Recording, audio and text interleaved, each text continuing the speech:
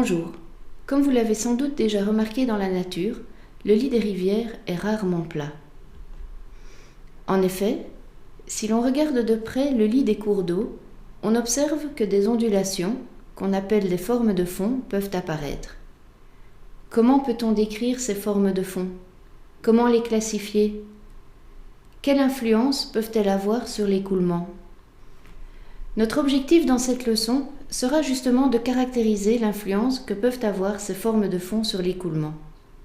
Pour cela, nous commencerons par décrire les types de formes de fond que l'on peut observer, et nous essaierons de définir un seuil à partir duquel elles apparaissent. Ensuite, nous essaierons de décrire l'augmentation de rugosité qu'elles peuvent provoquer. Commençons par décrire les différents types de formes de fond à partir d'expériences réalisées en laboratoire. Dans ce petit canal de laboratoire, le lit est recouvert de sédiments fins d'environ 0,6 mm de diamètre. Nous allons progressivement augmenter la vitesse de l'écoulement en augmentant successivement le débit et la pente de fond. Tout d'abord, pour un débit très faible et une pente de fond nulle, aucun grain ne bouge. On n'observe aucun transport de sédiments. Ensuite, lorsque l'écoulement accélère un peu, par exemple après avoir augmenté la pente de fond, on commence à voir apparaître des rides sur le fond. On augmente encore la vitesse de l'écoulement et on voit que l'amplitude des rides augmente.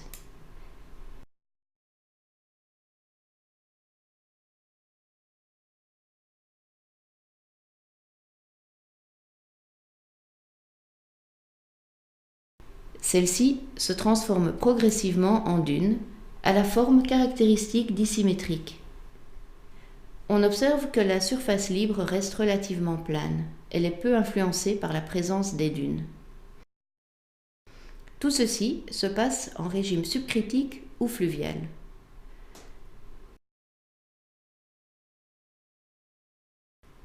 Lorsque l'écoulement accélère encore et atteint le régime critique, une transition s'opère. Les dunes sont complètement lissées et le lit redevient plat.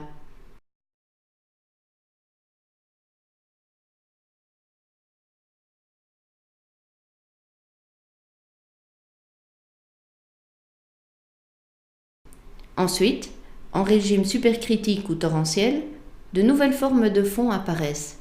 Ce sont les antidunes, qui sont des ondulations importantes du fond en phase avec la surface libre.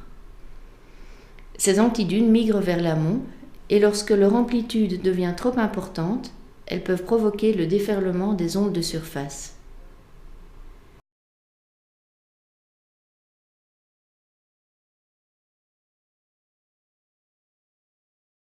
Si on réduit maintenant la vitesse de l'écoulement, on retrouve les dunes à la forme caractéristique dissymétrique.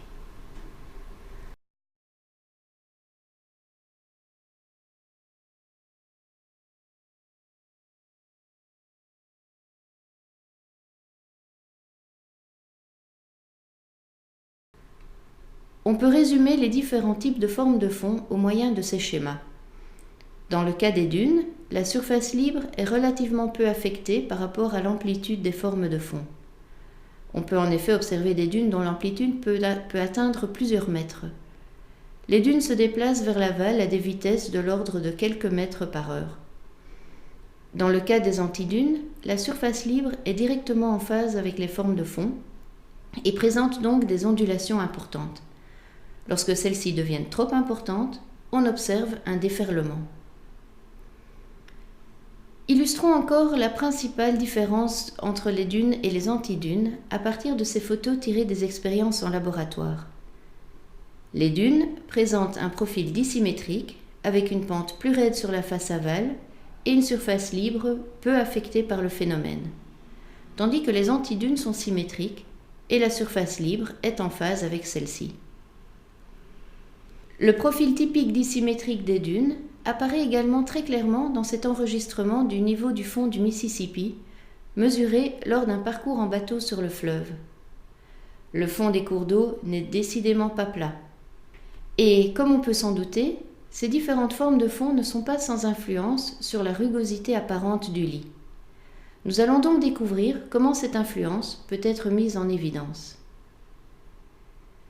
Commençons par rappeler qu'en écoulement uniforme, la contrainte de cisaillement taux zéro qui s'exerce sur le lit peut être calculée par l'expression gamma R S0, où R représente le rayon hydraulique et S0 la pente de fond.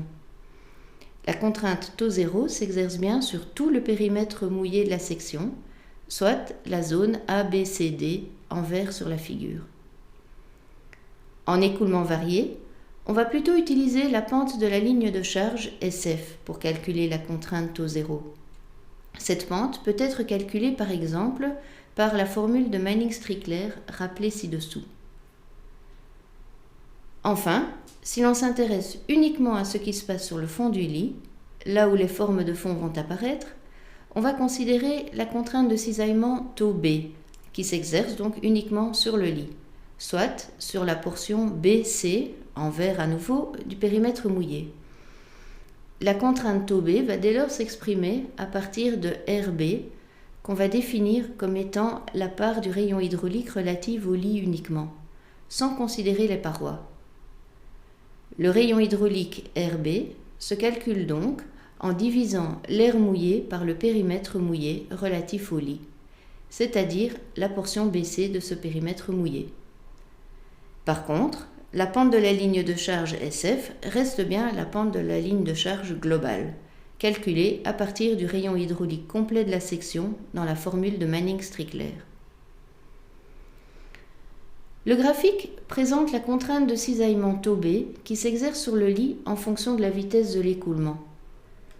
Pour un lit fixe, plat, on observe la relation décrite par la courbe en pointillé bleu, qui correspond à la formule de Manning. Par contre, lorsque le fond est mobile et qu'apparaissent des formes de fond, rides, dunes ou antidunes, on obtient la courbe rouge. La contrainte de cisaillement, et donc aussi le frottement, augmente. On voit également que lorsqu'on se trouve entre les dunes et les antidunes, à la limite entre les régimes d'écoulement subcritique et supercritique, on se rapproche de la courbe du lit fixe, puisque le lit redevient plat à ce moment. Une première question que l'on peut se poser est de savoir à partir de quand peuvent apparaître ces formes de fond. Plusieurs critères existent dans la littérature scientifique, exprimés en fonction de divers paramètres liés à la vitesse de l'écoulement, au diamètre des grains, au cisaillement ou encore au nombre de Reynolds étoilés. Le graphique présenté ici a été produit par Van Rijn et donne un paramètre d'état de transport T en fonction du diamètre adimensionnel des grains. Le paramètre d'état de transport représente l'excès de contrainte de cisaillement sur le lit taux B par rapport à la contrainte critique de mise en mouvement des grains taux C. Il est intéressant d'observer sur ce diagramme que même pour des valeurs de T inférieures à 1, on peut observer des rides ou de faibles dunes. On voit aussi que les grains de dimension plus importante ne forment pas de rides, mais plutôt directement des dunes. Par contre, la transition entre dunes et antidunes, qui apparaît pour des écoulements en régime critique, est indépendante du diamètre des grains.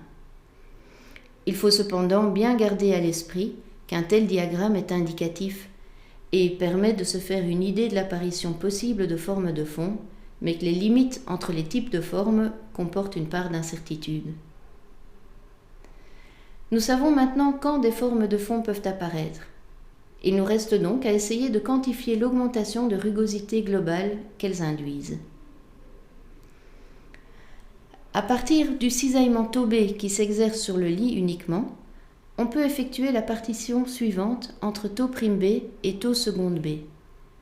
La première partie, taux prime B, correspond au frottement qui est dû uniquement à la rugosité des grains et est calculé à partir d'un rayon hydraulique fictif, R'(B), qui représente la part du rayon hydraulique relatif au lit qui ne dépend que de la rugosité des grains. La deuxième partie, taux seconde B, correspond au supplément de résistance à l'écoulement dû à la présence des formes de fond et s'exprime à partir d'un autre rayon hydraulique fictif, R seconde B. À partir de ces notions, On peut donc calculer les contraintes adimensionnelles τ'B et τ'B comme indiqué ici.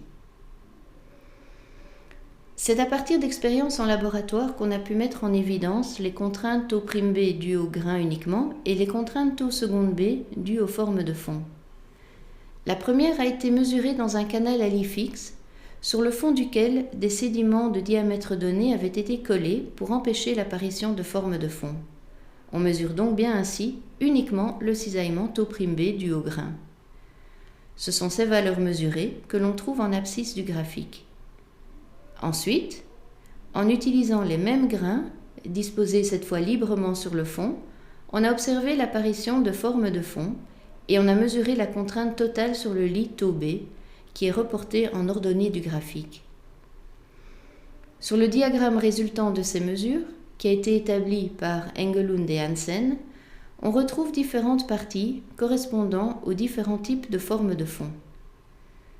Tout d'abord, la zone en bleu, qui décrit l'apparition des dunes, pour des contraintes τ'B adimensionnelles inférieures à 0,55. Pour des valeurs de τ'B adimensionnelles comprises entre 0,55 et 1, indiquées en vert sur la figure, on se trouve dans la zone de transition à fond plat, où les dunes s'effacent avant de laisser la place aux antidunes. On observe également un décrochement des points de mesure dans cette zone de transition. Nous verrons par la suite que cela se traduit également par une incertitude dans les relations hauteur-débit. Enfin, la zone indiquée en rouge correspond aux antidunes, que l'on retrouve pour des valeurs de τ'B adimensionnelles supérieures à 1. Attention, la courbe rouge donne l'impression d'une asymptote verticale qui n'existe pas en réalité. Il faut bien se rappeler que nous sommes ici dans un domaine encore peu connu et peu décrit par les scientifiques, où règnent les équations empiriques basées sur des mesures et qui ne sont en principe donc valables que dans la plage des valeurs mesurées. Au-delà d'une certaine valeur de τ'B, en effet, on observe un déferlement des ondes à la surface de l'écoulement, et ce comportement n'est pas décrit par le diagramme d'Engelund et Hansen. Nous pouvons résumer comme suit ce que nous avons vu dans cette leçon. Tout d'abord, nous avons observé l'apparition de formes de fond pour divers régimes d'écoulement. Dunes en écoulement subcritique ou fluvial, et antidunes en écoulement supercritique ou torrentiel. Ensuite, nous avons tenté de décrire l'influence qu'avaient ces formes de fond sur l'écoulement en mettant en évidence la résistance supplémentaire qu'elles impliquent. On distingue ainsi la rugosité de grain et la rugosité de forme. Il nous reste maintenant à quantifier ces rugosités de grain et de forme pour finalement arriver à déterminer l'influence que peuvent avoir ces formes de fond sur la mesure du débit à partir d'une lecture de niveau d'eau au moyen d'une échelle limnimétrique et d'une courbe de tarage. Ce sera le menu d'une prochaine leçon.